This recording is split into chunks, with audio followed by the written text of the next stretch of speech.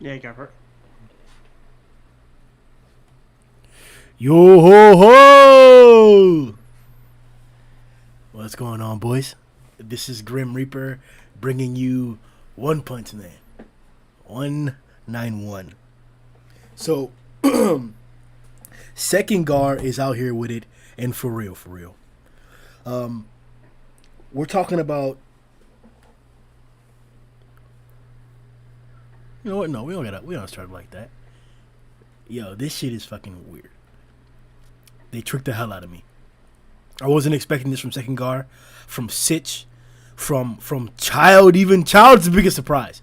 Child's the biggest surprise. Like you could definitely assume that he was scheming on some shit, but like the way he pulled off that exit, bro, it just made sense, bro. Like he like immersed the idea in like his own personal dilemma and everything too. Like got some publicity behind it and all. Like changed his name even. Like that was a really convincing fucking ploy there. And now we're at the point where Sitch, Second Guard, Child Emperor, and Metal Bat are now in cahoots in reference to infiltrating the Neo Association. What a chapter. How do you guys feel? I'm happy. Not just for this team up, but I'm happy specifically because Child Emperor wasn't fooled by the Neo Hero Association and all they were offering. I think a lot of us were fooled, myself included. I definitely thought he was just I thought it was a whole like, childish rebellion thing. I'm gonna switch up my personality and I'm gonna join them because things aren't going good over here. But all a ploy, fooled the public, he fooled me, and we infiltrated the Neo Heroes. Um, with things like this though, you know that cover's gonna be blown. I don't know who's gonna do it exactly, but there's an odd man out in all of it. But we shall see.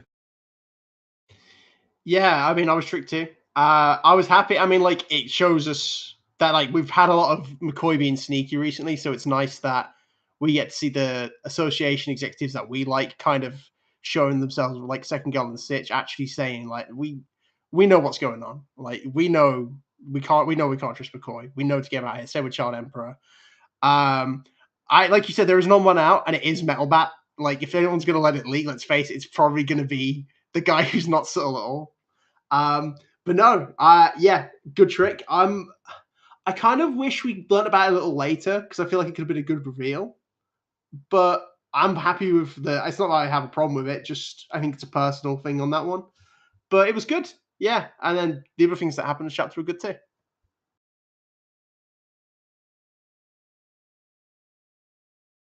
Sundown, I don't know if you're capable of doing your intro or dropping your initial thoughts yet.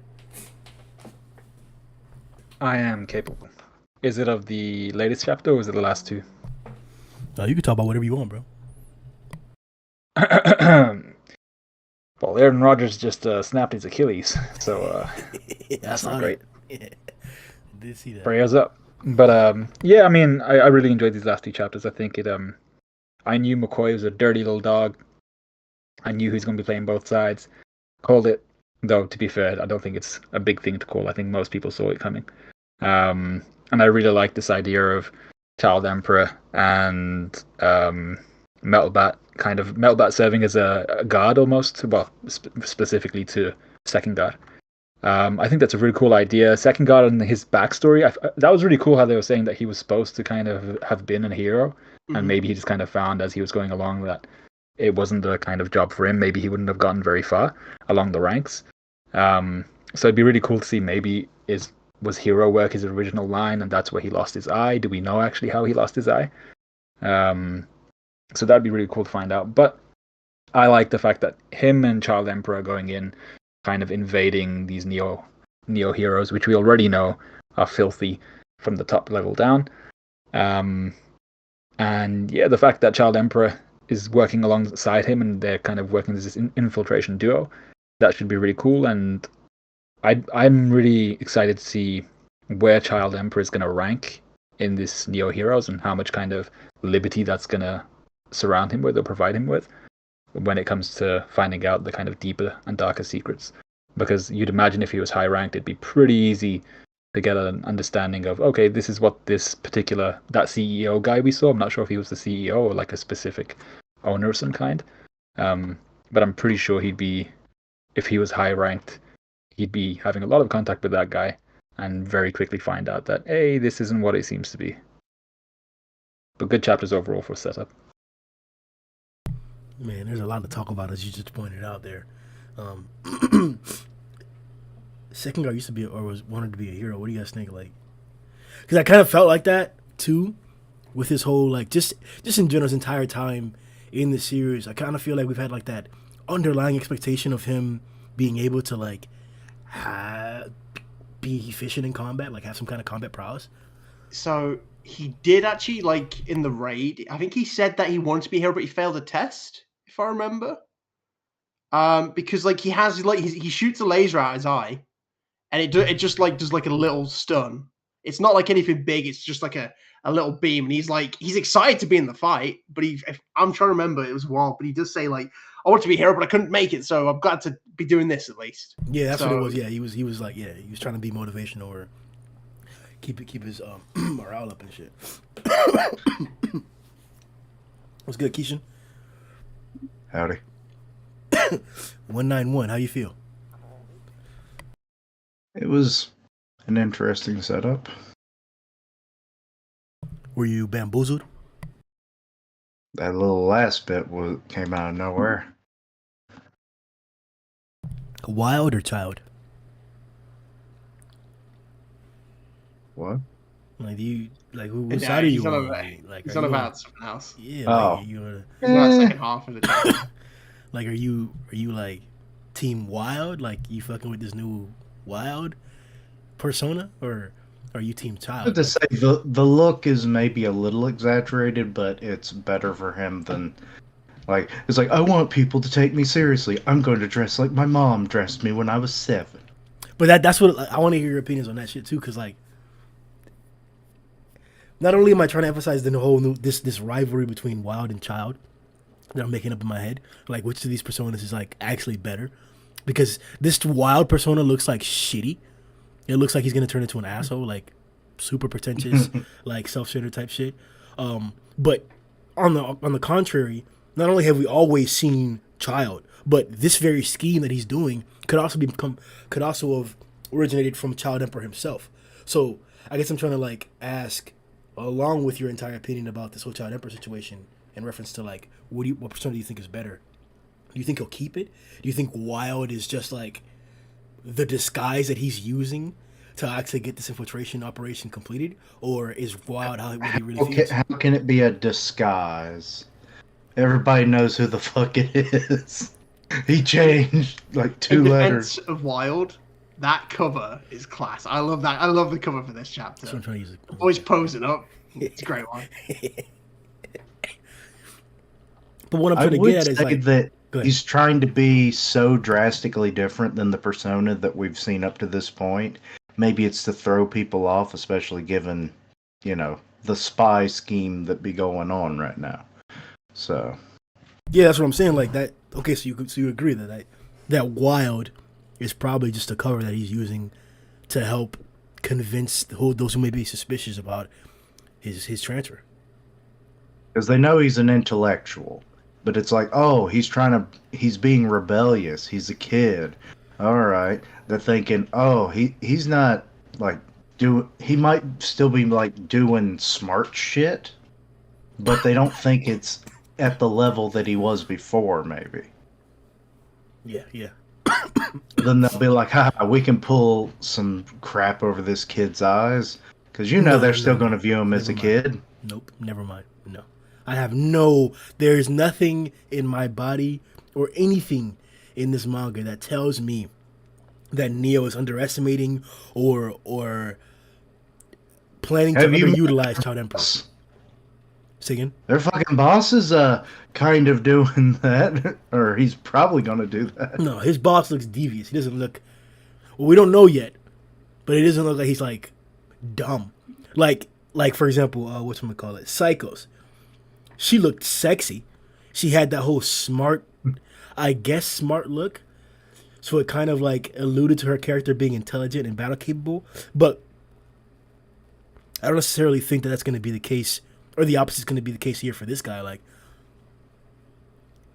I don't know. Did I fuck that up? So Grimm, are little you bit. saying in One Punch Man you either have to be good looking or you have to be good? No, Good looking or dumb. I fucked that up. But it's like because he says that, and then also, hey, Mel Knight, he's a genius, get on an age. Okay, so I guess what I was pointing out is that a character who looked intelligent was intelligent in the case of Psychos. A character who looked intelligent was intelligent in the case of Dr. Genius. But characters that look strong and aren't strong, like the case of Flashy Flash and Darkness Blade, are also consistent in the series. Huh? So In the same Okay, breath. you literally went for that when you should have literally gone for the main character, Grimm. What are you on about? What are we doing? look, all I'm pointing out is that this super villainous looking leader of the Neo looks kind of roughneckish. I would even put him in like the Metal Bat type archetype, like headstrong type that type shit. But I don't want to just remove his tactical aptitude or intelligence, anything like that. Like, I low-key feel like he'll pull the same thing Psychos did. Find the perfect matchup for his guys and have him go. Well, the whole thing about Child Emperor getting in his persona and what Kishin was talking about, like him possibly being underestimated, that doesn't mean they had to underestimate him, but that could be his intention with going with a persona that's so drastically far from the personality that we've seen before. It's his intention to try to get them to underestimate him because of how he's acting now, more impulsively. That doesn't mean they had to take the bait, but that could be his intention with going with the wild Emperor. So no, Matt, so are you guys like also in agreement that the wild persona is a cover, or is this how he really feels? I think the greatest lies always have a bit of truth in them. So I think there's definitely like a part of him that does feel like he's constantly being underused, and that's why that's why we all got tricked by it last time, because no one went, oh, John Emperor's secretly undercover. Like, we all went, oh yeah, he's left the Neo Heroes, because we saw what he was thinking, we saw what he was doing, and we all agreed with it. We were like, yeah, it's okay, we get why he's leaving. So there's probably some truth behind it, just he also gets what the right thing to do actually is. So he's using this guess as an opportunity to vent out his frustrations at the same time. So I think Child is still, well, ultimately he's the same person, but he's letting himself go a bit. Yeah, I agree with Matt. I think there's always truth to some of these covers and some of these lies, and those are the best lies, right? But with Child Emperor, especially with like the whole pun on his name, which, what was it meant? Child Emperor in Japanese, it meant something like virgin. Yeah. And then he's changed it to mean someone who's like not a virgin or something like that. Yeah. So yeah, I genuinely do think that was something that annoyed him, and that was something that really like got on his nerves. But I think what we were getting to see and what we were kind of surprised about was the characterization of Child Emperor being the child. And then in this chapter, they kind of reversed it again, which is actually he's still that S-class hero. He's still a very intelligent person, and he's got control of his emotions enough to the point where he may still be annoyed about those things, but he's not stupid enough to go to another organization and just say, yeah, these guys will be completely clean. He's very, very aware of the fact that if there's an organization which has any form of like business behind it, chances are there's going to be some shady shit going on. So I think that's what I liked about this. Child Emperor is not just kind of being naive about it because he's a child. He's very aware of how kind of humans are, especially after finding out about the Hero Association.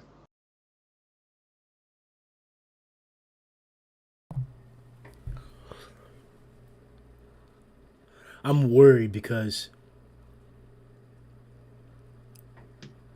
no, let's not go down that path. Okay. Tell us your fears. What are you afraid of, Grimm? Sum it up in 5 words. Okay, in 5 words, I think they're going to make Child Emperor. No, you're done. That's it. Okay, cut it off. Okay, we're done now. All right, one more chance. 5 words. One more chance. I think they're going to. You got to that. That's your greatest feat. That was more than They're going to 5. do something. Okay. Child Emperor used to be cool. They made him not cool by changing out his Right. fight. Okay. Right. You've done it. That's your greatest feat. Child Emperor used to be cool. Okay, go ahead. Child Emperor used to be. Yeah. Damn, it's too Okay. much. Well, he used to be something. We don't know. Child Used to cool. be younger, Why no now he's more? middle. There it is. There it is. Used to be. Okay. Abbreviate his name. CE used to be cool. Yeah. Child cool. Why no more? Mm. See, I prefer that. There we go. Was good. I don't know.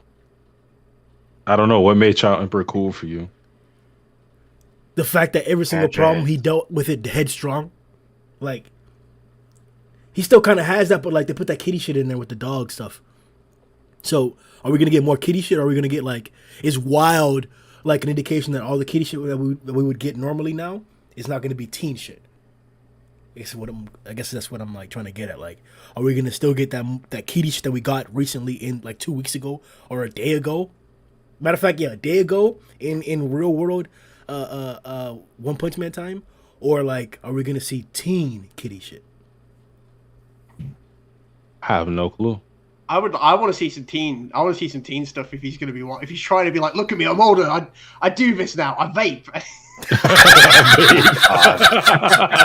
He's got like a giant vape smoke. Oh shit! He throws away his dual disc. I don't play with stuff like this.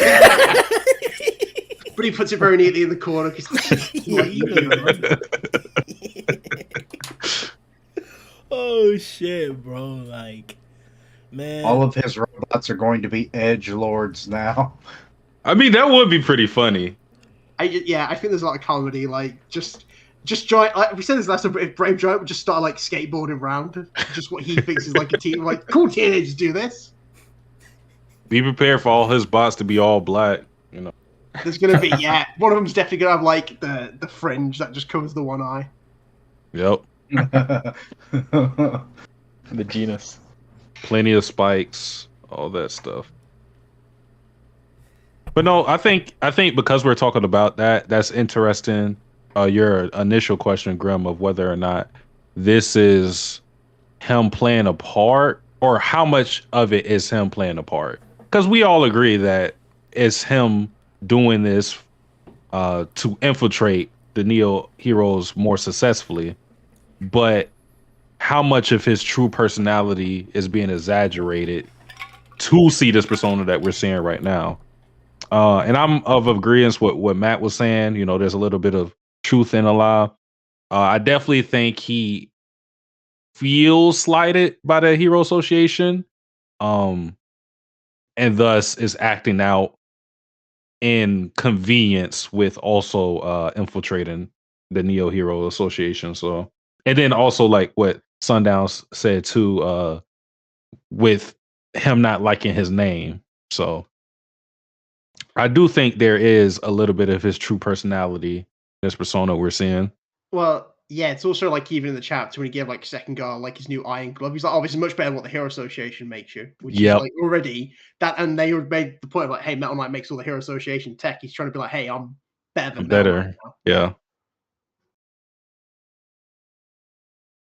Yeah, and it'd be really cool to see where they actually take this, because like with how, what's the word I'm looking for, disillusioned I think Child Emperor has become, it makes me wonder where or how far he's willing to take this. Like if he discovers things about the Neo Heroes through this infiltration, that doesn't then repair his relationship with the Hero Association and what he's found out about them.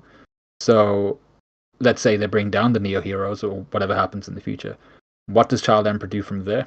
Because he already knows, and I think part of his disillusioning, whatever the word is, might also relate to Bofoy, and how there's been kind of someone he sees as a mentor, as a kind of leader figure almost. Not a leader figure, more a mentor, I think. Hold on, Sundown, because I think I'm either misunderstanding what you're saying, or I think we have something wrong here. I think Child is working for the association.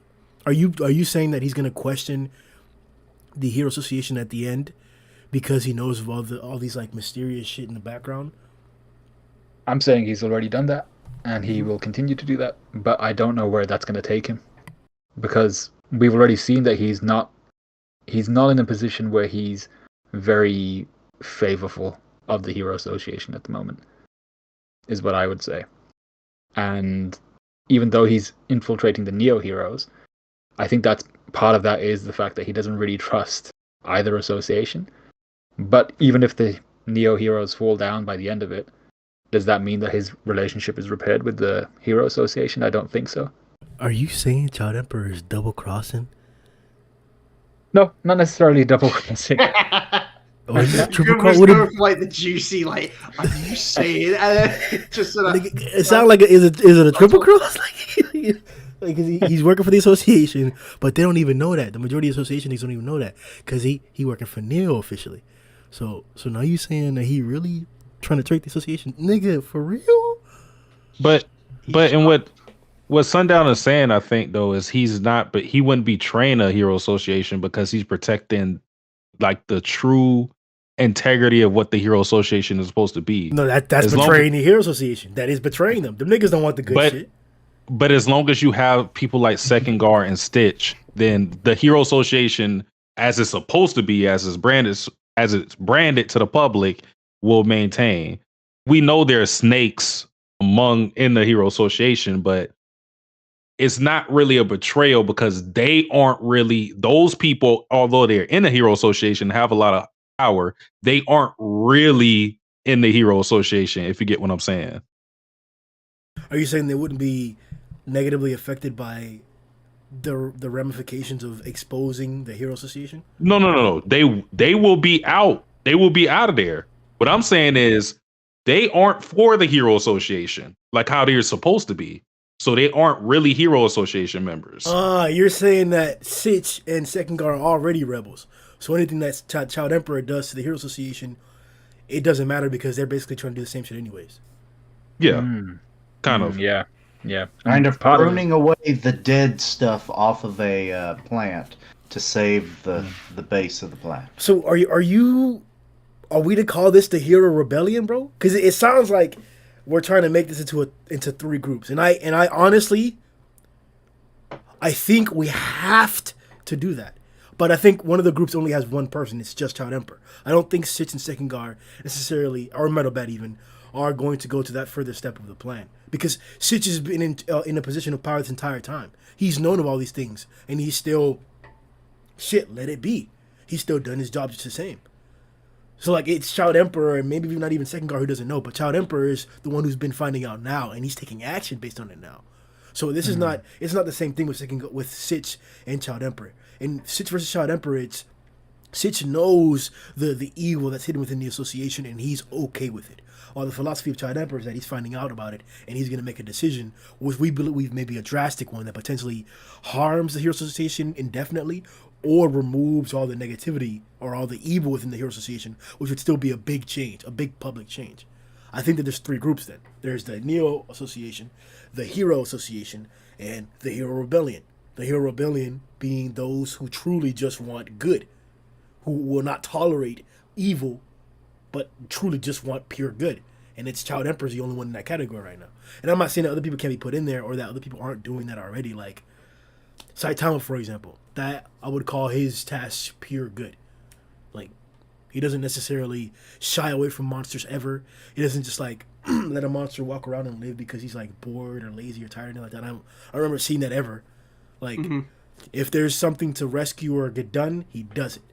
He's not indifferent to evil, if that's a good way to put it. Yeah. Yeah, so I see what you mean. Like, there's almost like a hero purist group from the Hero Association. That's what you're saying Child Emperor is the sole member of. Though I would still say Sitch is in that group, and same with Second Guard. And I think part of this, kind of to answer your question with a question, my question to you guys would be, do we see both the Neo Heroes and the dark parts of the Hero Association at the same time, like kind of simultaneously getting outed through Child Emperor and his efforts with kind of outing the Neo Heroes? Yes. Yes. Most I definitely. can say, yeah. Because if he doesn't do that, then he didn't failed. Yeah, I think that's kind of what this scheme has to culminate in. Yeah, that's what I think as well. I think through his efforts and Second God as well, and I think Sitch has to kind of be definitely part of the plan. I think the whole idea is McCoy and these guys are going to get weeded out of the Hero Association, and then the Neo Heroes are going to get brought down as well. So basically, you get, by the end of it, we should get a purer Hero Association, and their competition is either going to be purified as well, or it's just going to be completely taken out. Yeah, it wouldn't be. It makes sense if like while they're just pure, like while they're getting rid of like the bad, there's so ideally just the good will remain. They're like, okay, there's just one association again, and this time it is just the actual real heroes. Yeah, bro. What if in that process, I was thinking about this too. Like, it's too easy to just do that, to just get rid of all the bad. What if the big obstacle is that the bad that we remove includes the force or the power of the association? Now that would technically imply that like the S class are corrupt, or a lot of the S class is corrupt, which we've pointed out in terms of like them not really being, or the reason for why they want to be heroes or be part of the Hero Association may not be pure. But it would imply that by trying to get rid of the evil in the Hero Association, you're risking basically depleting the resources that the Hero Association has to defend itself or defend the world up against monsters. And maybe the reason why I was so hyped about it is that what if Sitch is the reason why it won't happen? What if Sitch is the big obstacle?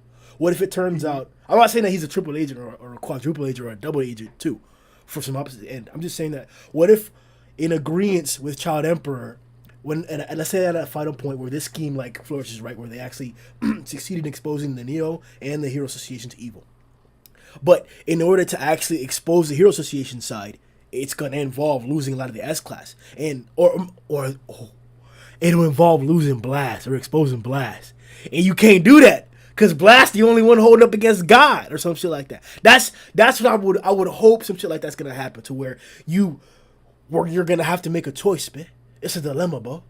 Like, fix the Hero Association and lose all of its resources. Y'all niggas ain't cock diesel no more, or permit the evil. Yeah, I get what you're saying.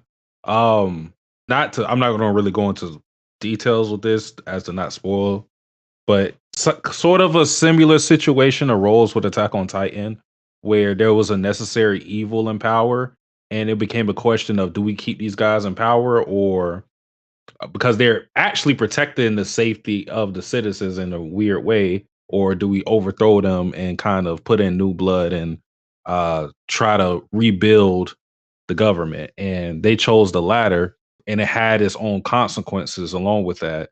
So, I mean, it would make it a lot more interesting if all the people that we're just deeming evil and they need to be ousted, if they were protecting the large public from something, so that when we do have the choice of whether or not to take them out or not, it makes it harder. It would be a lot better if it wasn't just black and white like that.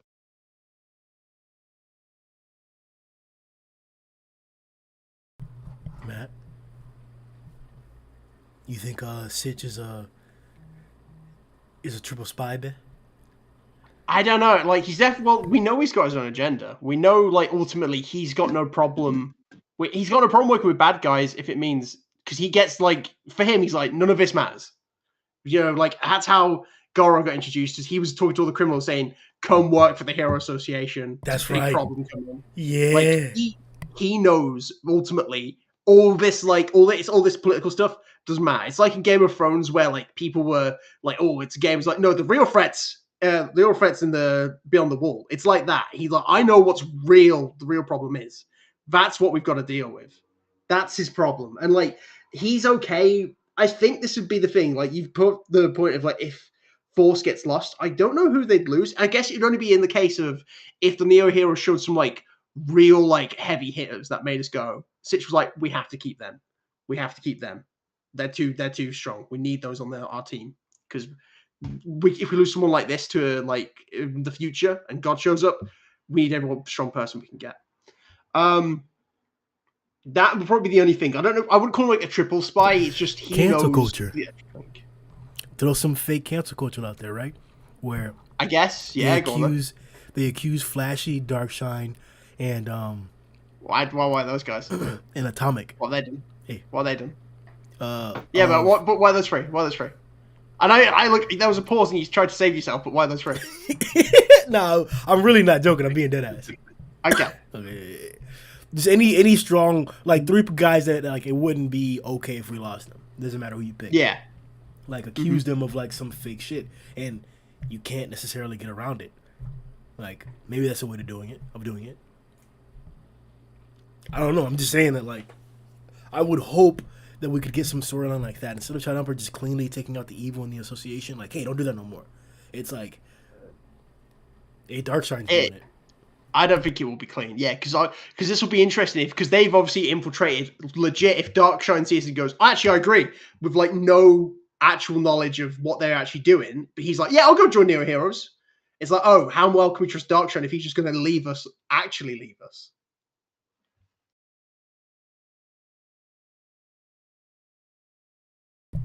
Kishipu.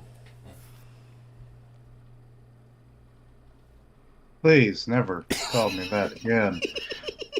You remember what he said? Good lord. Yo, how you feel about Child Emperor, the triple spy, bro?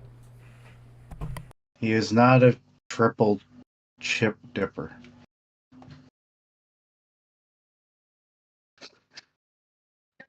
At least I don't think so. He's out there trying to fight the good fight, but that includes combating the corruption within. Did you peep that comment by Child? He was like, hey, put that eye in that glove on. It's better than what the association gave you. And then the parentheses. Oh, yeah. Like, yeah. Like, are they talking shit or is funny? Are they talking shit or is Child better? Well, is this? I mean, it looks better. Is this, well, like if Child's like, I'll listen to my parents, and now he's like, I don't have time for you, old man. Like, is that the difference between them? The Chad Emperor versus the Virgin Emperor. Shit. The Chad Emperor versus the Virgin Knight. No, for sure though, because Bullfoy hasn't like the manga been like fucking shitting on Bullfoy technically, like continuously. Like I don't think. Has it? I think our opinions are pretty fucking like accurate, bro. Like we read it correctly, and I don't know. Are you guys like hype about Metal Knight? Like we've seen Metal Knight not in the full capacity, but quite a few times now, and it hasn't really been like. Even the story itself goes out of its way of pointing out his failure. Like it started off by him not being able to destroy the meteor. Like that was a failure. It was badass, yeah. But like, so is the story trying to shit on Metal Knight or what's up? How do you guys feel about him? He's just the janitor for the Hero Association because every time something goes crazy, he shows up with a robot. He's like, okay, I'm gonna clean this all up now. I'm just gonna tidy. That's all. That's all we see him do. I like to think that they're building him up more, but right now, like you said, it's like if you compare what Child does, and he's like, I'm active, I'm trying to do what I can with it, he's seen what we're doing. So unless Metal Knight is like, I'm actually doing other things, and this is stuff we're going to learn later on, it's like, that's why he legit didn't get involved. Because we know like he didn't get involved with the Monster Association because he thought there was like a greater threat. He thought there was something else to watch out for. So unless we learn that he knows about God, or there's some other threat we don't know about still, then that is why he might be busy. But right now, it's like performance. It's like the same thing I go on about Drive Night for, where Drive Night just kind of disappears and only reappears when it's good for him. The exact same thing with Metal Knight.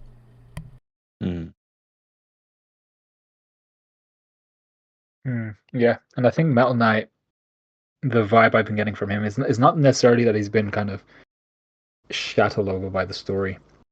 Because even with the meteor, was it that he was incapable, or was it just that he didn't really care? Because he did say something about nuking it, I think, or having like bombs at the ready or something like that. I can't remember what it was. I think that he just couldn't. That he was testing a weapon, and it wasn't strong enough to destroy it. So he predicted he would be able to destroy it. But I can get the exact quote if you want to continue with what you're saying. Yeah, I'll continue with it. But I don't think it's necessarily that he's incapable. I mean, like half of the stuff that we've seen where he's been incapable has just been Saitama destroying his stuff. and like destroying the building and stuff like that. So that's not exactly fair. But I feel like for him, a lot of it is just he prioritizes other things. And like Matt said, it would be cool to see like if those were honorable things. Oh yeah, he was saving other parts of the world, or he was saving us from other threats and stuff like that. But it could very well be just kind of the way the story seems to be building him up is that his priorities may not necessarily be honorable. They might not be villainous, but they might just be very kind of personal things to him, where like, oh yeah, I wanted to go and save this stag beetle somewhere instead of, human lives.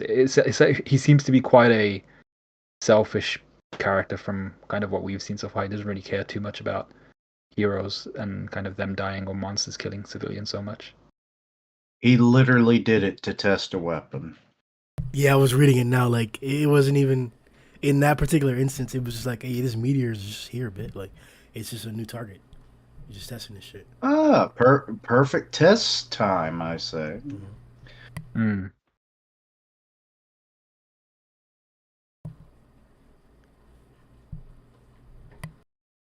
Satsuki, how you feel? Yeah, how you feel about Bullfoy? I don't rock with that boy. I don't think he's been necessarily shot on, but maybe like some of the stuff that we've been seeing recently is to kind of get him to feel underappreciated and distrustful of the Hero Association, while also having the Hero Association be isolated in that some of the heroes are leaving and maybe they'll have to depend on him for everything. And that'll put him in an interesting proposition of, you guys didn't appreciate me, but you still need me for this and this and that. Because I mean, he's still, despite everything, he still built that entire base that they all like the rich people reside in. And other than Tatsumaki and Saitama, from what we know, is pretty solid. So I think that's where they may be going with him. Hell, he could literally just hold everyone ransom. Just full lockdown of the whole complex, and then boom. It's like, you respect me or I turn the gas on. Okay, so you guys think it's like the opposite. I don't think it's necessarily a trope, but where a character gets shit on because he's always encountering like unimaginary expectations, and you never see him in like expectations that were like meant for his particular position or like situation or capacity until a certain part in the storyline. I can't think of another example like that, but I'm basically saying somebody who's raw as fuck, excuse my language, or is that thing, but they're always like triple teaming him and double teaming him, so you never see how crazy he is. No, I get what you're saying. Yeah. Do you think it's going to be a moment where, like, we, the readers, are like the civilians when they look at Saitama, where we're like, oh, he does nothing, he's useless. But then when we actually learn the truth about him, like, oh, he's that guy.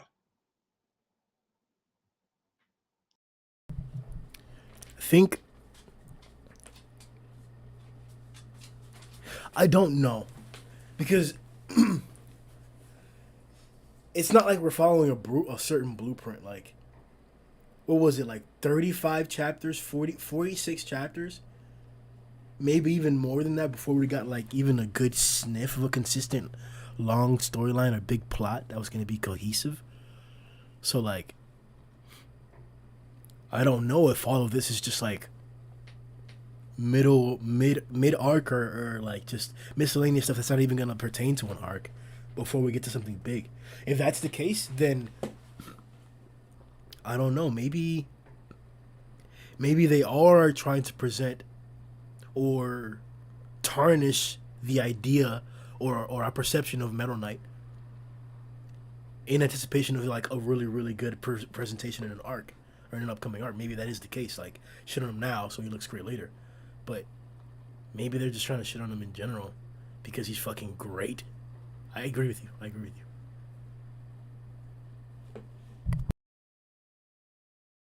We got Ask Glad, Mike in the chat. Yo ho ho, glad to see the boys back in the cast again. Appreciate you, Ask Glad.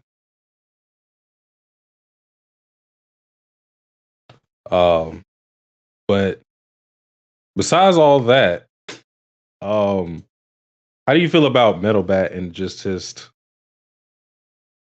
I guess his inclusion with the plan to guard second guard basically, and be included with what they got going on? I think Matt, was it Matt that said it earlier? I think he's gonna be that guy that completely ruins the plan. Like it's Metal Bat, right? He's gonna say something like, "Oh, I didn't realize we were infiltrating the Neo Heroes." And he's gonna say it over like a loudspeaker in their base or something. And the whole plan is gonna go to crap. And maybe just because like he seems to be partnered with Second God, Child Emperor might then like it might actually work out in their favor, where because so much pressure is being put on them, Child Emperor is then free to do what he pleases in the background. But yeah, it could be some. I imagine him doing some stupid stuff. What are we thinking? Like they're just gonna like infiltrate the building and look for intelligence? Is that what the? No, I don't think. I don't know if it's something as simple as that. Like I think it's just going to be. I think that's. I don't know. It's not something we're going to see. I think that is definitely part of it. Where we're going to cut back to Child Emperor's like, well, I found this in their database, and then cuts back to that. I think Metal Bat's main problem is going to be these like Neo S-class heroes, because like we know he's got a temper.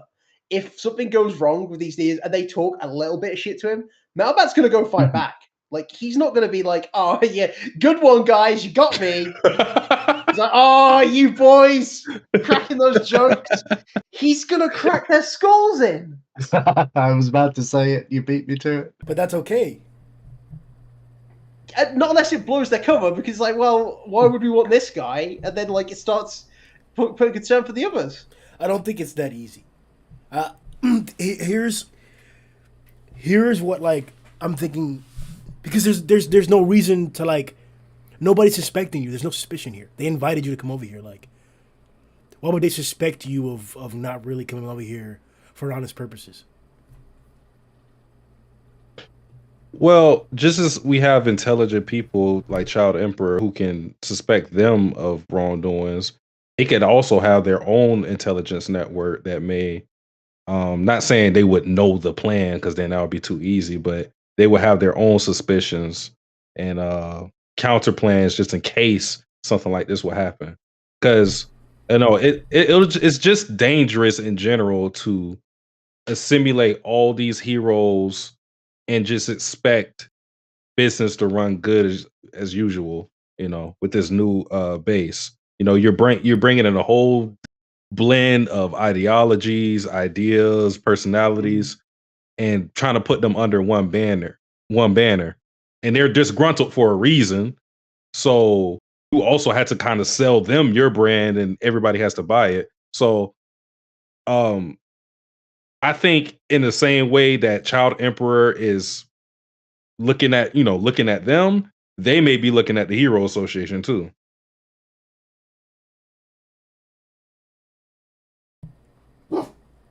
What did this guy say at the end of at the end of that last chapter?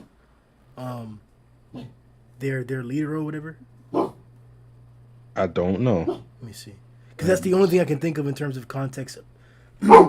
It's going to be a hot competition. Right? Oh, no. I guess it'd be McCoy who's like, oh, you thought you knew me. I knew you knew I knew. And it just kind of like that. That's the only thing I can think of. Says the action's gonna get even hotter. Yeah, because they're trying to run the whole monster ring on their end, right? Where you can bet on monsters too, right? Yep. I don't know, man. I'm just like, what to expose the monster ring? Because that's why I kind of downplayed the shit. Because like, so, go ahead. Because like if the sorry, you carry your thoughts first, and then I'll jump in. I was downplaying it because the whole monster selling thing didn't seem like that significant to me. Like it seemed like it was adjacent to the whole keeping demons or monsters alive in the basement or whatever, and like selling them or selling monsters in general. I thought it was adjacent to that. And like, if these guys are doing the same thing, it's like, okay, are you exposing that for them too, or like, why is it so significant? And it seems like what their leader is most, what their leader is most like crazy about is this like game. So what is it that big? Is it that important? Like, is there something else? That's what I'm saying. Like, what would you be hiding or protecting from? What would you need to stop people from? What would you need to be suspicious of people for? Heroes coming over for? That's why I don't think there's no suspicion to the plan.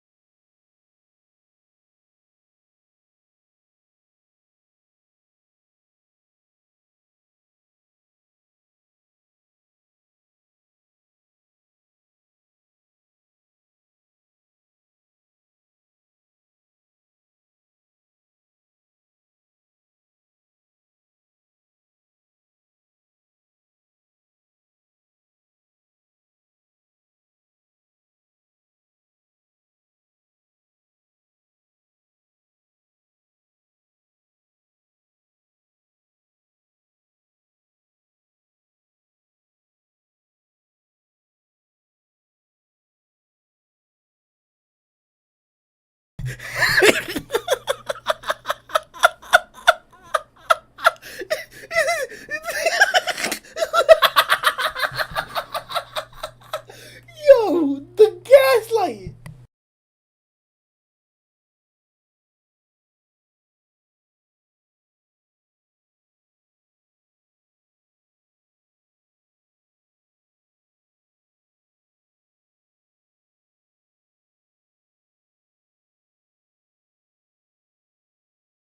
Bro.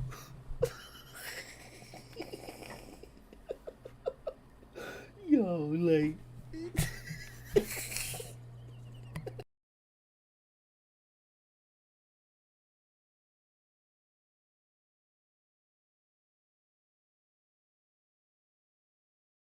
Oh shit.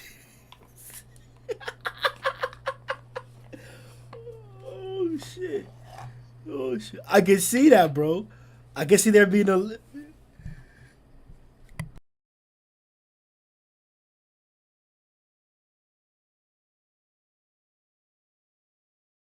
I could definitely see there being like a little mini arc, or this being the mini arc of Second Guard versus McCoy, where Second Guard beats McCoy. I can see it.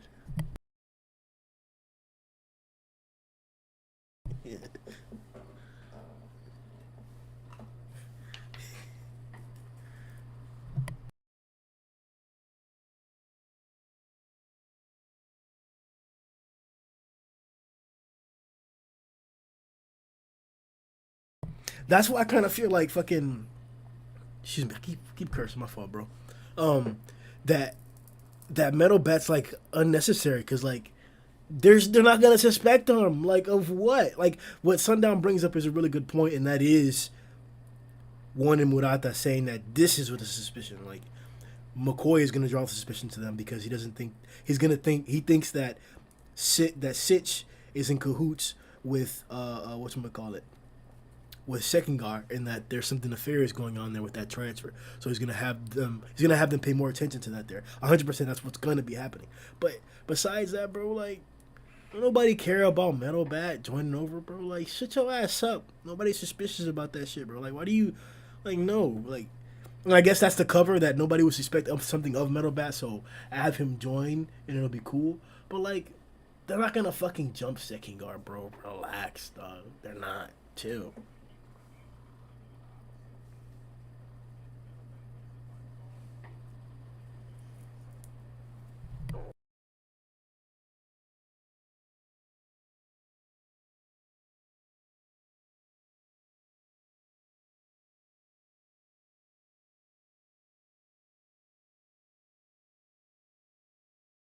Yeah.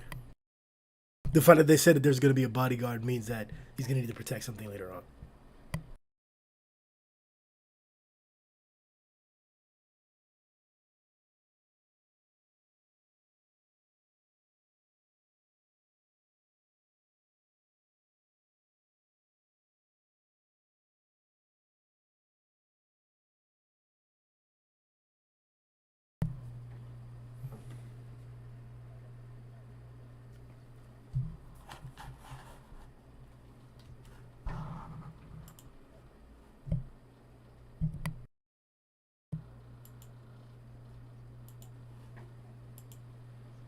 Some other organization we should be aware of, or some other people we should be aware of.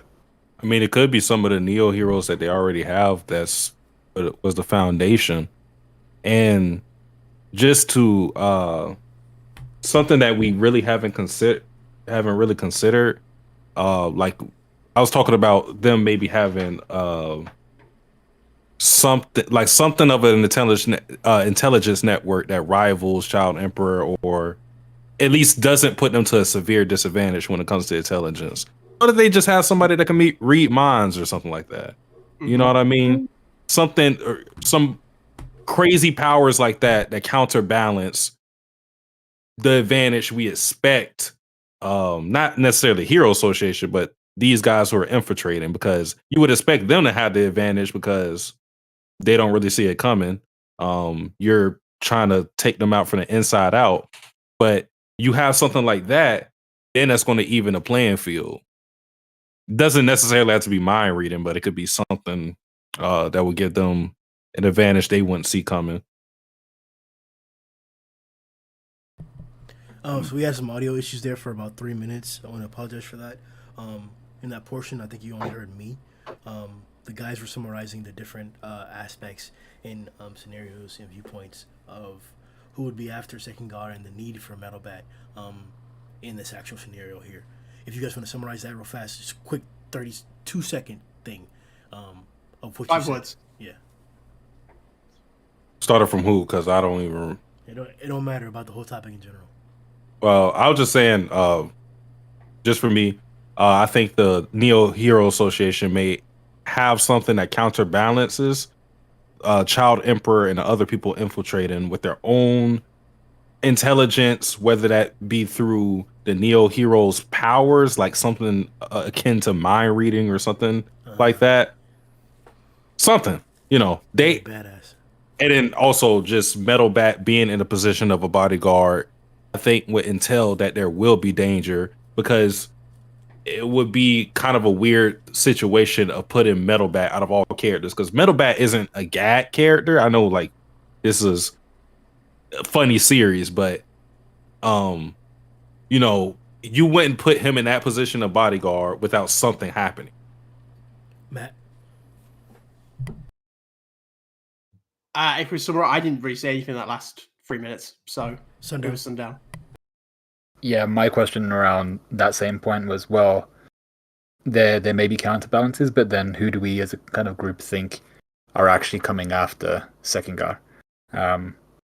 It could be quite literally anybody. It could be, like Satsuki was saying, some foundational members of the Neo Heroes. It could be higher members of the Neo Heroes, or it could be people that McCoy has sent after him, but we still don't really have a good idea of who that might be.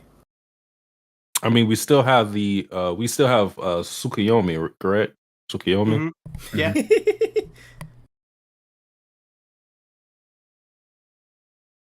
As far as we know, they're something of mercenaries. They're just like they're an independent. It's like the organization. They're like just an independent group who we don't know a lot about, but they've got ulterior motives to do with psychic ability. Yep. About like making people psychic. I don't think there's really much else we know. Like we know very little about them though. Yeah, because we thought that they were working with the Hero Association, but given that what we know now, they may have just been employed by McCoy. And if that's the case, then they could be tied to the Neo Heroes too. They could do. They could just have people in both. Because if I said it before, I think like Gispa's like part of Tsukiyomi. So they could also have someone in Neo Heroes when we see more of them who's got like scars around them and they have psychic abilities, and we're like, okay, so that's Tsukiyomi, you know? Mm-hmm. Makes sense. Mm-hmm. Garou! My boy! Woo! How many chapters has been, how many months has it been since we've seen like Garou? Since we've heard from Garou? The last time we saw Garou, he wasn't that thing, bro. He wasn't that thing. He had just finished being that thing. He had just finished de-escalating from that thing. And the time before that, he was that thing. So now we see Garou with a haircut. How do you guys feel? Yo, shout out to Furs in the chat. He said a comment when I was live reacting to it that made me laugh. He called him Job Hunter Garou. I was dying. That's perfect. That's a good one. Nah, man. I mean, it looks like he's a little more civilized, even though he's still walking on. He's still not walking on all fours because he was cleaning the floor, but he might still got that watchdog in him a little bit. But he's trying to assimilate with society. So in terms of where he's at as a character, it seems like he's trying to better himself through Bane, you know, telling him, hey, you got some debts that need to be paid based on what you did. And he's ready to make amends, it seems. He still has what I like about it is he's still Garou. Like he's not just subservient, like, yes, I'll do anything you say, Bang. He's still being, you know, he's still saying like, he's still a villain. Basically, I'll be y'all sugar daddy if y'all want me to. I got bands. Yeah, I forgot about. Yeah, sorry. When he talked to Tronco, he said that. I forgot that one. Wait. He said, I don't need to be told to make fat stats. So just wait there, you bunch of freeloaders. So he still has his personality, you know. What I want from this is I want Chironko to get like a king reputation where someone comes to challenge the dojo and because Garou's new disciple, he just mops the floor of him like, if that's how strong he is, how strong's the top disciple? Oh my god. that aura. Oh my god, bro. We're gonna make another legend. And then just like the up and comer, the rising star of the martial arts world, Chironko. Oh shit, bro. Dog. Oh shit, bro. And then like the legend just spiraled from there is like when even the hero hunter destroyed it, one student remains tall as a pillar of the martial arts. Bro, do you know who else likes money and or booty and money and prizes? Oh wait. Yeah! Say that. Oh no. Should we say it at the same time? Ready? All right. 3, 2, 1. Red nose. What the fuck, bro? I knew Matt was about to curve. I knew it. Y'all know who I'm talking about, Red right? nose. He likes girls. He likes money. No, who I'm talking about, bro? Say it. You think you take? You said it. Suryu. Yeah. Is this a setup, bro? Are we getting the setup for Garou versus Suryu, or Garou meeting up with Suryu, or Garou like being best friends with Suryu? What's good? I don't know. I'd like to see him meet. I definitely would like that. I think it'd just be interesting to see how these two interact because of like what they've been through and their ideals are different now. Because Suryu really wants to be a hero, and Garou's just kind of like he still doesn't want to be a hero from what I can tell. But he's like, I'm trying to be better, but not necessarily a hero. So just seeing where these two are at as characters, especially like you just said, they are ultimately very similar. You know, they like fighting, they like money. That's fine. But and also there's that connection with Saitama if they bring that up at all. I think there's potential there. It's just a case of what they want to do. But I definitely want to see Garou meet Tsuruya. If somebody can, like, while we're still talking about this, go to the chapter where we see him and Bang talking, like after the whole fight or whatever happens, and he's like remembering who he's fought and how to get back. He makes a comment. I'm basically looking for this statement where he makes a comment about like where he's at, because this is the only other comment that we have from here. I'm gonna read verbatim what I have here in the current chapter. If somebody can find the other chapter, we can connect both the statements. This one here says, You are obsessed with trying to figure out what strength level Garou's at. Every even like just every podcast, you're like, yeah, but where's Garou at now?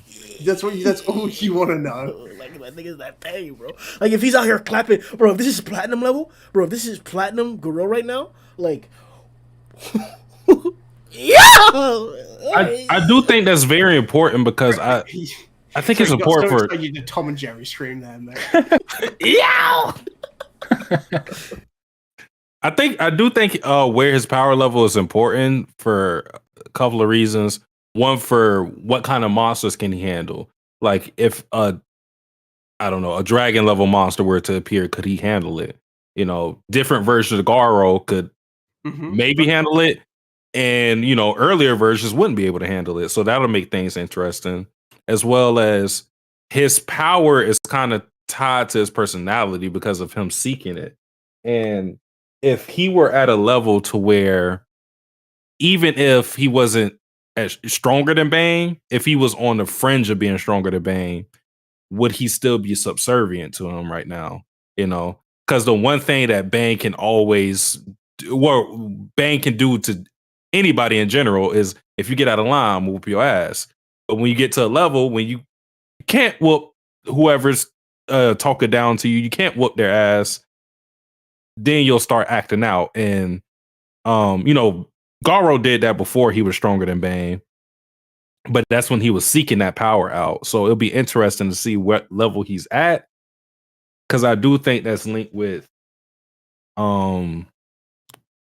whether he'll still stay under Bang and do whatever he asks, and so just in general how he's going to approach things. You're implying that right now Garou isn't stronger than Bang.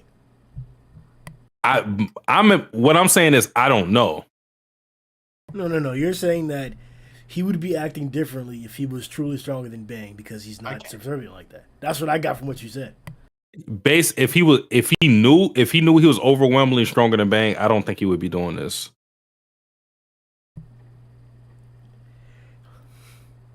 So, looking at the old chapter where he's talking to Bang, so like he goes, "Reason I came back to you so I can remember my fist. I found by hunting heroes, can't find anywhere else out there. Besides, that's good enough to keep me sparring on a daily basis." So, I would take that as he doesn't remember. So, at the very latest, it's like the God Slayer fist that he develops. So where he's like, not this where he lists all like different fighting styles. He's like, my fighting style. So that's when he fights Platinum and Flashy, right? That's where he gets that perfected fighting style. And then he says in the next one, like, back then I got dead before I even knew what was happening. In that moment, I completely forgot all the secrets I had awakened in me since turning into a monster. So when he first kind of showed up in that monster form, like his first kind of like monster form, where it was like an armor around him, that's when he was fighting Bang, right? Bomb and Bang. Yes, that's when he first started talking about perfecting a fighting style, or culminating a fighting style. So is it worth saying that, like, if it's before then, so are we currently okay with saying that he's around like the level he was when he fought Darkshine? No, because that everything that we just talked about in the past 30 seconds would allude to us connecting his power level to how much of the perfect fist he remembers, or the fact that he can't pull out the perfect fist anymore. So I would assume that the more information that we get about what techniques he does remember, that would implicate more power. But I think the fact that we're able to mark it there, the fact that like he's focused on remembering the perfect fist, I think that's where we're supposed to pinpoint it at. That like at the Bang fight is where this guy's supposed to be at in terms of power. But that's. But I only say that because that's not like he said. Like I forgot all the secrets that awakened in me since turning into a monster, and that's really the first time he even kind of had his real monster. Read that again. Say that quote again. Yeah, sure. Back then, I got decked before I even knew what was happening, and in that moment, I completely forgot all the secrets that had awakened in me since turning into a monster.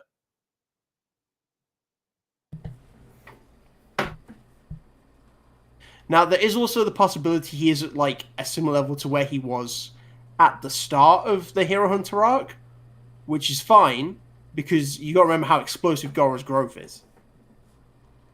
Like he gets in a couple fights, and he's not far off where he was before. Isn't this no? So you're right. Then it's supposed to be that quote. Monstrification occurred at the Darkshine fight. Correct, right? No, before that, because he was eating he was eating monsters. If that's the case, then the last time would be before he fought Rover. Yeah, when he got. That's when it's after the fight with Rover. He started getting the spiral, right? Yeah.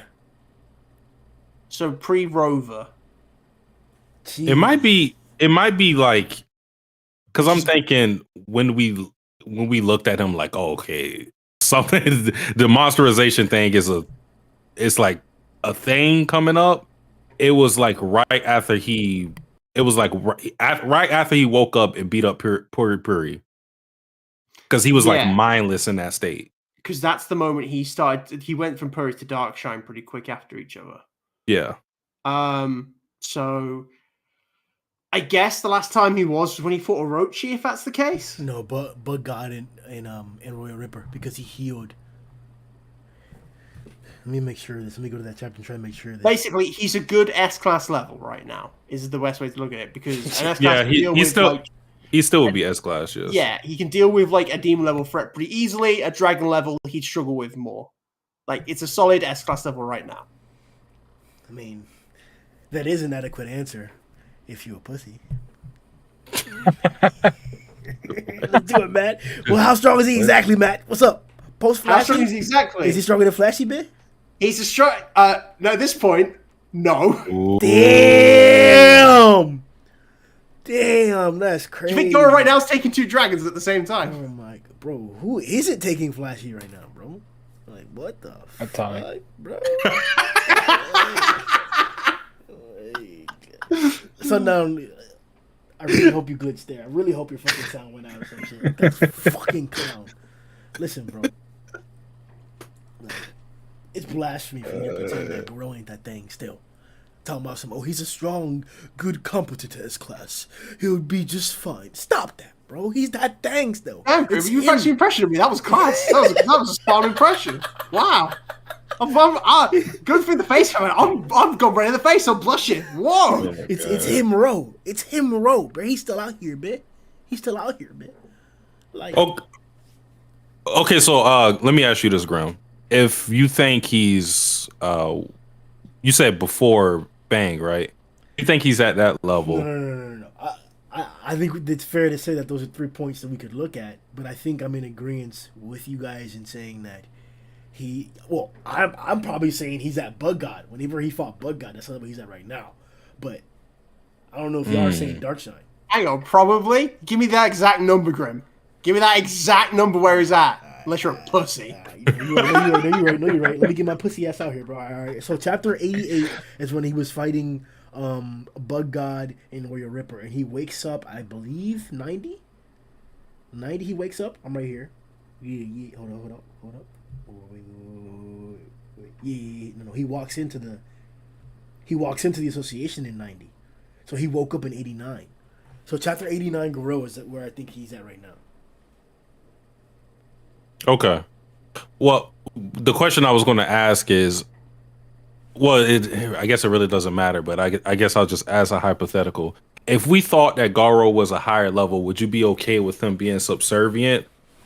Or, more, with him listening to Bang, would you care if he was stronger than Bang, but still listening to him?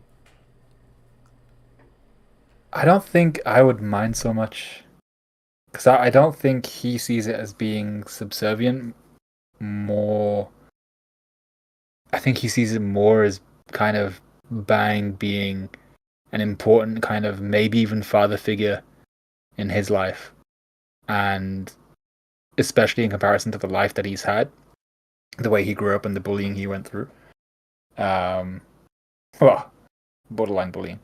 And yeah, so I think even if he was more powerful than Bang, he would still stay part of his dojo, stay underneath Bang until kind of Bang gave him the blessing to maybe go traveling, do kind of similar things to what Bang did, which is kind of perfect his own fist after he had his original martial art. Forgotten what it was called. It's the exploding heart thing, wasn't it? Yeah, so I think he would still stay kind of beneath Bang and be happy with it because of more his relationship with him rather than like learning any further powerful techniques or anything like that. Okay. So this is my full thoughts on it. This is kind of why I was probing y'all for probing y'all for y'all answers. Hey, hold up, bro. You made that worse, bro. You ain't got to. I paused that. I paused it. Can't talk about it no more. It's done. But what I was gonna say is, see, I don't necessarily have with the concept of Garou being stronger than Bane, but him still listening to him. Okay. I guess I'm more so okay with the concept removed from the characters. I would though have an issue with it being Garou, considering what we know of him, what we've seen of him, and just like the time gap in between when he became a monster into where he is now. I feel like if he was stronger than Bane, we're not really saying that right now, but if he was, and he was still listening to him, I feel like for him to grow that much, for him to be stronger than somebody and still take orders for them, there would need to be a little more time and on-screen growth for him to be that mature, because we haven't really seen that much for him before then, to where he's going to listen to somebody who's, weaker than him. That wasn't in his nature. Not saying it'll be a complete character change, but I do think it's a little shift that wouldn't have been focused on until this point, really. But again, I'm not saying he's stronger than Bane. I'm probably in agreement with all of y'all saying he's somewhere near like Dark Shine level. I think he's stronger. Let me stop being pussy. I'm gonna say literally right before he beat Dark Shine, or before he fought him. Okay. All right. You think Metal Battle beat his ass? With enough power-ups, but I mean, you know how that fight went. Yeah, Metal Battle almost won. Or Metal Battle won. He almost did. Nearly killed Garou. I mean, Garou ain't lose. I mean, Metal Battle ain't lose. That's where that. You're right. He didn't lose because Zenko's still alive. She actually got interrupted by Zenko. That's like a Dragon Ball fights where Goku shows up. The difference. That's exactly what Zenko should have went. No, not today. And they're like, okay, better leave him alone. Yeah. She really holding the series together. Cause she goes, or wherever she goes, Metal Bat goes. So it's funny to think about. I remember a very funny edit when Zenko first showed up in the story. It was when they took her speech, but always like leave her alone, and instead of Zenko, it just said S-Class Rank 1 Blast. I was gone. Oh shit! She holding it down, but I really like what Metal Bat was saying. Where Stitch was kind of, for me, my retroactive thoughts on it was that he was trying to see the character of Metal Bat, to see kind of where he lied with his heroism, because Metal Bat's whole thing was, I'm not here to protect rich people. I'm here to protect the common people, and I'm here to protect my sister. That's what I care about. you know, rather than just doing it for money, or he's just going to listen to orders without question, trying to see what his character was, to see if he was fit to bodyguard, second guard, or whether they can include him in the plan at all. Do you think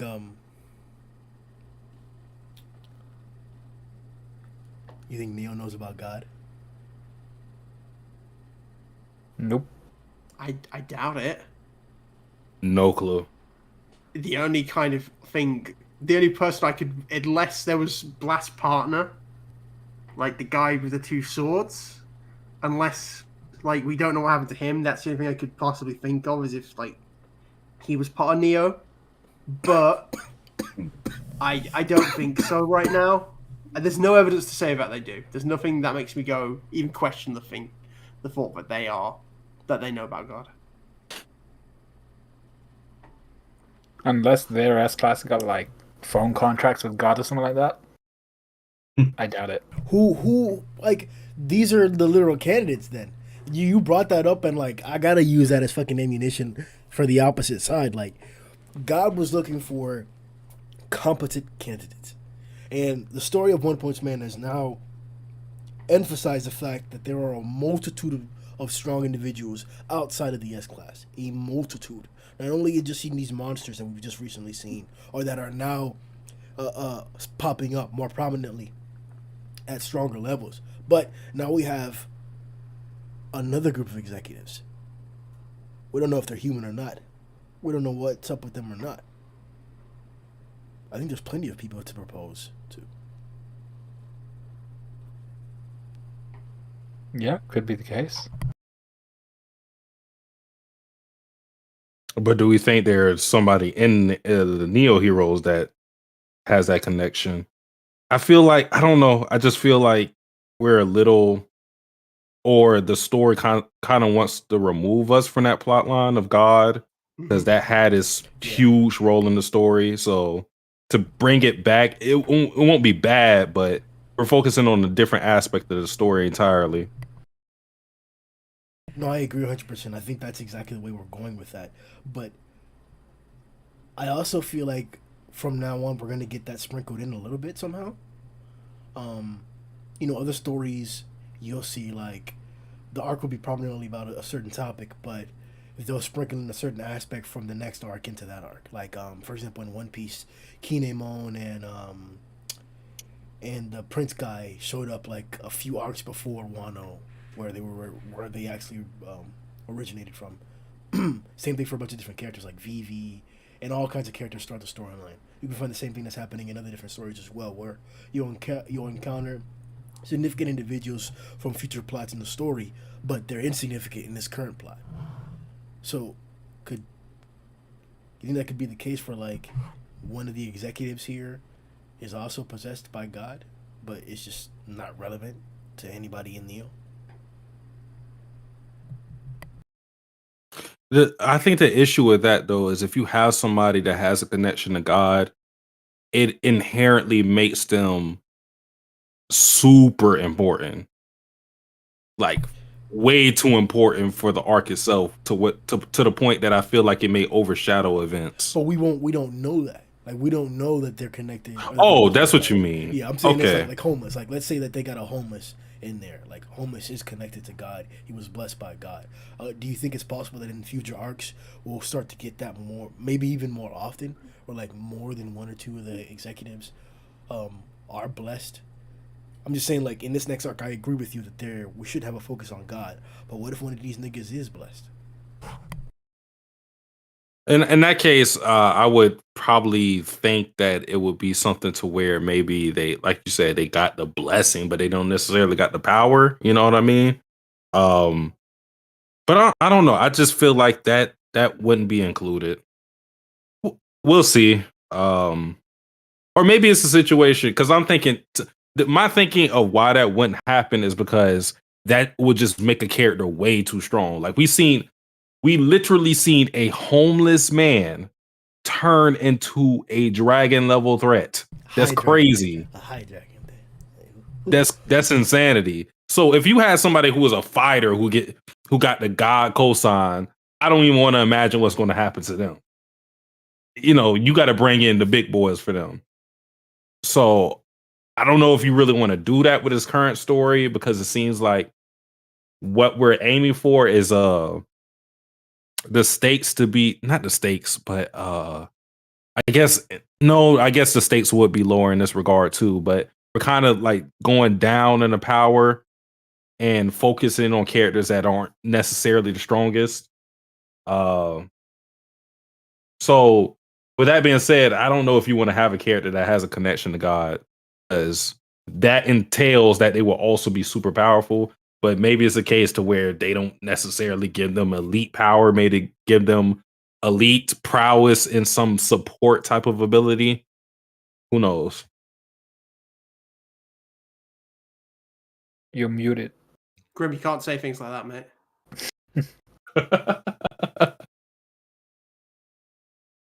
Is he still muted? Yeah. Oh no. Yeah, because he put his headset in. How long have we been muted for? Yeah, you got to change your mic, brother. I guess it's time for me to take over this podcast. It's about time. It's time y'all know. Y'all know what my last name is? McCoy. Yes, sir. It's the Satsuki takeover. I've been planning this for a long ass time, man. Yeah. How many years Grimm, has seriously, it been? you can't say things like that. Stop it. How many years have I suffered Grimm yelling about Atomic Samurai and downplaying Flashy Flash? It's my time. It's Satsuki the Savage. It's Satsuki the Reaper. Satsuki the Reaper. This is the Neo One Punch Man podcast. Yeah. No more yo. No. We're not doing that no more. He's fiddling with the settings, by the way. Is it just like a boo-hoo, or is it just a greetings? Mama. I like that. Okay. Mama. I see. Yeah, when you sleep in, you just have to. Oh, wait. We can hear something Is it from Grimm back? now. Did we get muted from the podcast, or is it just? Bro. Oh, he's back. All right. Let's go back to what you were just saying. I don't want to forget. I don't want to forget what we were talking about right there. Repeat what you said at the last person that talked. What you said? Oh Lord. I said it sounds like the sort of noise when you're sleeping. No, it was Satsuki. No. I was saying, like, bro. So, like, you were muted, and then everybody was sneak dissing you. I was telling everybody, calm down. Wait till Grimm comes back. Nigga. I'm talking about the topic, nigga. Oh, I don't even know what the topic was. To be fair, I wasn't sneak dissing. Bro, what was the topic, bro? I had something super good to say. Talking about Neo Heroes and God, if they know God, and if Satsuki was saying like it might be there, the stakes are just changing, but it would be overpowered. Am I right in saying that, or did I miss anything? Yeah, you're correct. Yeah, we were talking about the possibilities of Neo Heroes having a connection to God. I don't know if that helps. Oh yeah, that's what I was going to ask you guys. I was going to ask you guys if you guys would be bothered if the arc was resolved, or if this next arc or one of the next arcs was resolved by one of the prominent villains being offered a blessing by God. Would that ruin the arc for you? Would that change your opinion of the arc? Would that cheapen it to you? Would that make it better? Like, I'm trying to figure out if, like, you guys are saying that we need a break from it indefinitely, because I definitely think we should get away from it.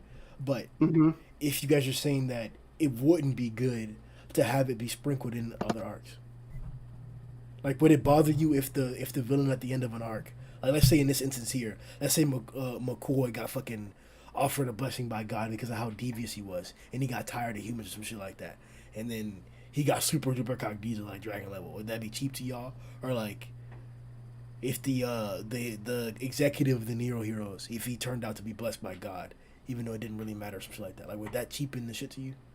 Yeah, it would. I think it will only cheapen it is if that happens and nothing else is really expanded upon. Like, we had to know more about. You can't do something like that and not give us more in concerns to God or Blast or the other people that he's fighting.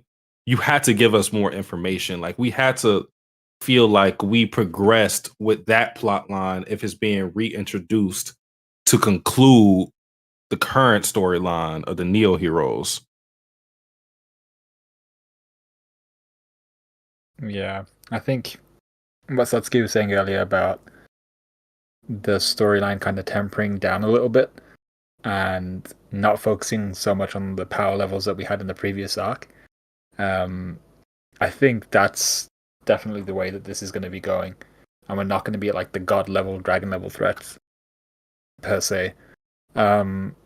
If at the end of the arc we had something more akin to, let's say, one of the villains being kind of offered a hand by God, so this is a blessing you could have, but it wasn't directly like in association with this arc. It was keeping them alive for a next arc. So let's say if God was now, because he saw the Hero Association, Saitama, and he saw Blast and his team, let's say if one of God's goals now is to make his own kind of all-star team, if it was something like that and he was giving people out contracts for the future and he was just kind of like saying, hide away for now and I'll call you when I need you, then that would be cool. But I don't think it'd be cool if it was like for this arc and being the main villain of this arc. Yeah, I think Sundown's right. I think you can have God involved. It's kind of what Satsuki was saying too, where it's like, you can have God involved, just make it different. Like, you can't just like do the same thing where like the final villain gets empowered up by God and then the same thing happens again. It's like, if they implement it in a unique way, like Satsuki said, like we learn new information about it because of the way it's implemented, then that's where we can find intrigue and interest in it.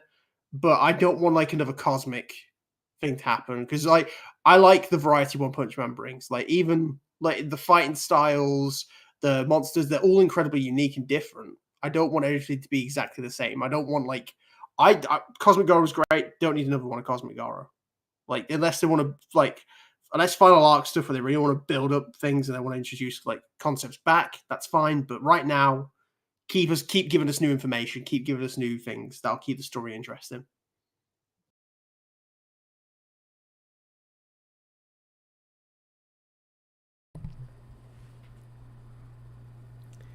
King.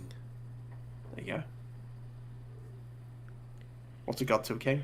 Is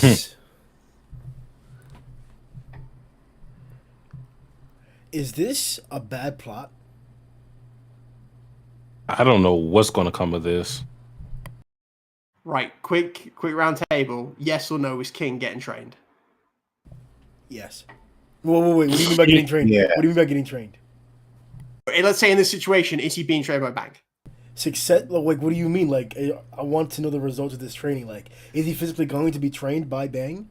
Are you? How do you think it? I'll just say I can't imagine any training from Bang at all. That's my answer. Oh, okay. So you're saying he won't even take on the mantle of attempting to train him? Okay. I think he won't, because he's going to be like, King, you're the strongest man in the world. What can I possibly teach you? Like, that's like, King has such a reputation about him that, like, we saw what Atomic fought him. Atomic's a master swordsman and was like, he didn't even cut the didn't even recognize about being cut. Like, Bang and like, we know Bang and Atomic are similar. Like, they're both great masters. Like, I think Bang would be the same. Like, the only difference between Bang is we don't know how much have Bang and King interacted. Like, does he fully believe the King hype as well? Yeah, that's definitely something that like was subtle throughout the entire thing. Like, I didn't necessarily pay as much attention to the relationship between Bang and King. It was more so Bang and Saitama or Bomb and Saitama and King Saitama or whatever. So that's definitely something to look back on. But I don't think it's going to happen because, damn, I lost my train of thought. God damn it! I was sitting there complimenting this motherfucker's point and I forgot mine. Damn, where's money go? Here's another thought though. Like, could you seriously imagine King using martial arts? Nope. Yeah, I'm the same. Like, I can't imagine him Oh, fighting that's what it was. Waterflow Rock Crushing style. I was gonna say that we just seen the story like to exaggerated methods. Like, we didn't think it would go that far. It's a whole nother level. It was like throughout the majority of the storyline for like 100 chapters. I would say 100 plus chapters. Nothing.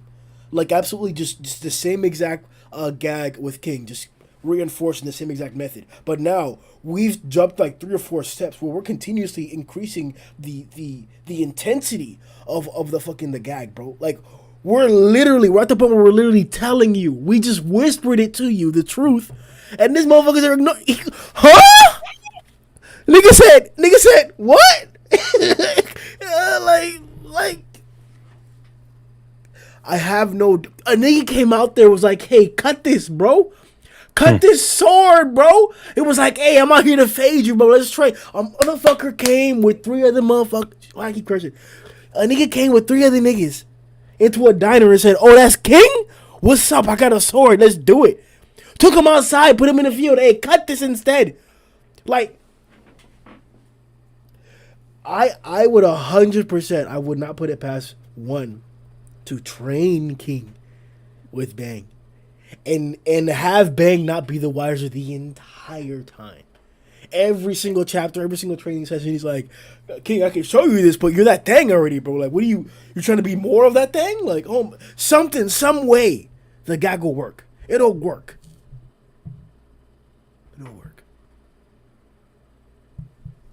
I'm probably with Grimm on this one. I do think because of how King has presented himself, obviously he's like trying to be discreet about it, but I think Bang will, or he will take on the mantle and try to mentor him, and it will result in nothing. I think we can all agree on that. We don't really expect him to be out there with the fucking hardest floating fist or some shit. Just gonna pull up next chapter, like bodying people with a water stream fist or something like that. I don't think we expect that. It's gonna be the engine fist. Oh Lord. Somebody pointed out the fact that the King engine, he has the King engine, and Bang has the hardest floating fist, and I was like, okay, I see where you're going with there. Oh God, no, did he? Yeah, but no, I don't. I think he's going to train him. I just think it's going to result in nothing happening.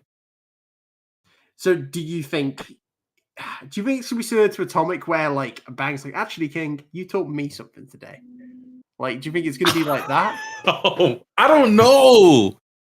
It's probably King, because I don't know. Like, I think the argument you guys are saying makes sense, and I'm fine if it does end up like studying something. But it's just in my head, like King using martial arts is something, or even attempting to use martial arts seems weird to me.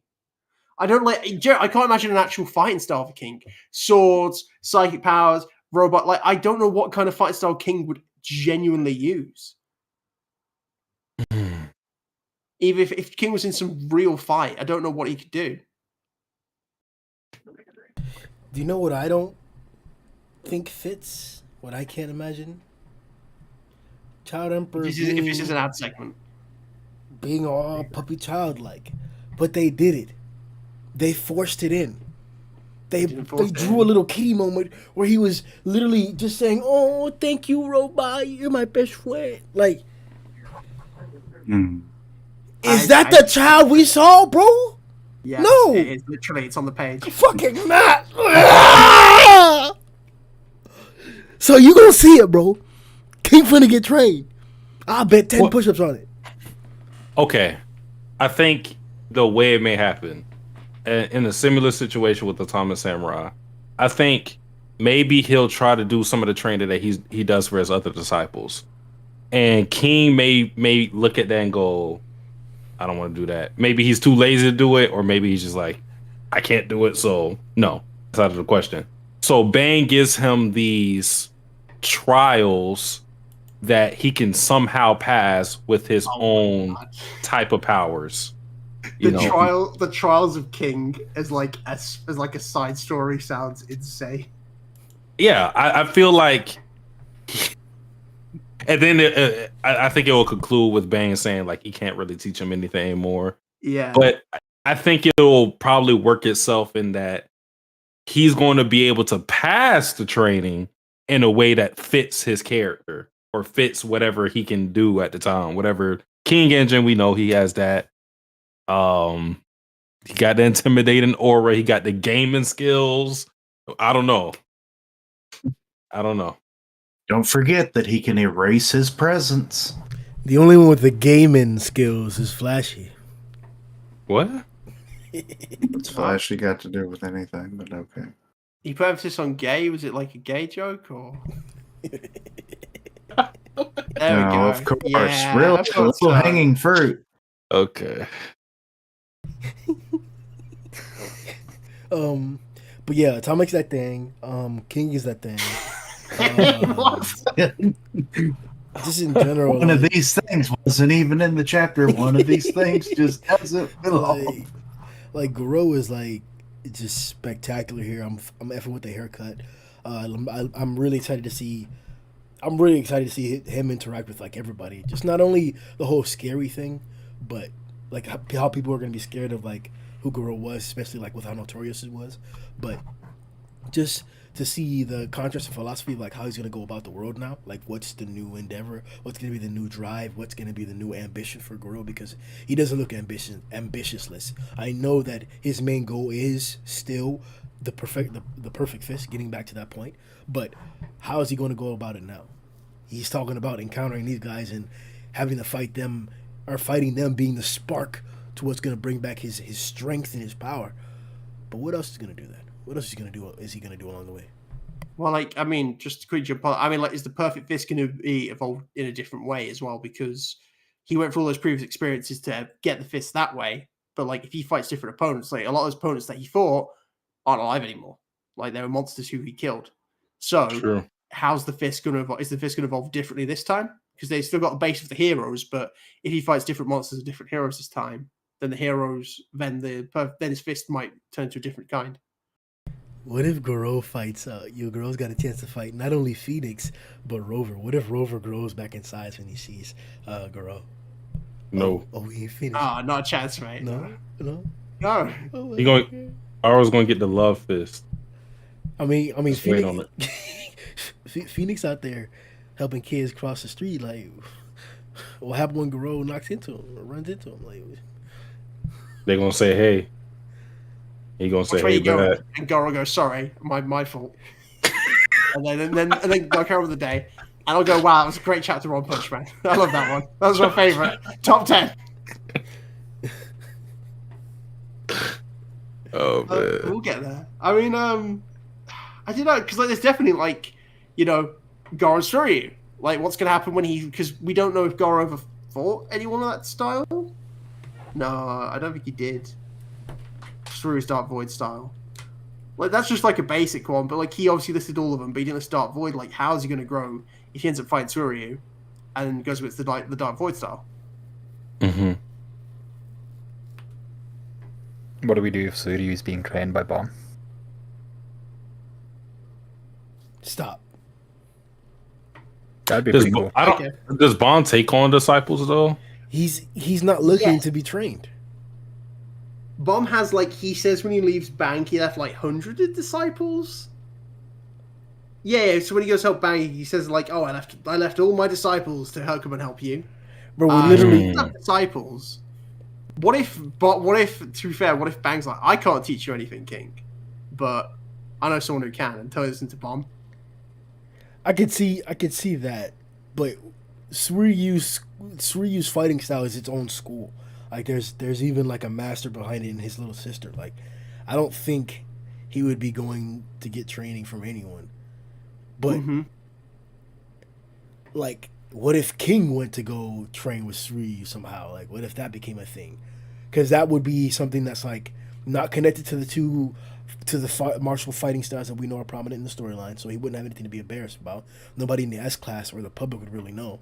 Like, we don't really know about the background of Suryu's school and his sister. Like, we know that it's important and strong and prominent, but like, I just thought, like, I know we're just because Garou's whole goal is to get his perfected fist back. What if that's kind of what King has to do on his own too? Is like he has to figure out his own fist, his own fighting style by like going around and like learning. So he's like, "Oh, Bang does this, so I'll do that. Moomin Rider does this, so I'll do that. Saitama does this, so I'll do that." And it's like, the King's Fist is like, I guess like a hero's fist, because he's just like, oh well, Dark displayed this one move, I'm gonna do that in the future, and then like that might be something. It's a bit dumb, but because I it's just even like, and I just don't know what King would do. King learns handy sleight of hand street magic. Oh shit! Oh my god, Oh my yes. god, no, bro. Was that your card? Or was it this one behind your ear? Bro, like I'm gonna agree with you, Matt. Like it's cringe to think how they would try to give King power, but like if there had to be a way, the most tolerable would be him coming up with his own fighting style. I agree, but man, do I not want it to be a gag? If he's actually gonna get strong, bro, don't make it a gag. What if he's able to initiate the King's Engine without any type of stimulus? That's his train. Oh my god, he already can do that. No, but the train is the King Engine, and like he could like, it's about upgrading it. He's like, welcome, and he goes like Luffy's gear second pose. King's Engine. Oh my god, stop. Rev up. Rev up. Oh my god, stop, bro. Oh shit. Mate, make King a gag until the very last arc, and then give him a monster cell, let him freak out, make him like dragon level, but he's still King. I'm going full throttle. That's what he says. Yeah, absolutely. Yeah. Like the video, boys. Subscribe. We're gonna be on it for the next chapter. I'm probably gonna try and cover the next One Piece chapter one. I think it's 1092, because last chapter was Kizaru walking up, or Luffy walking up on Kizaru.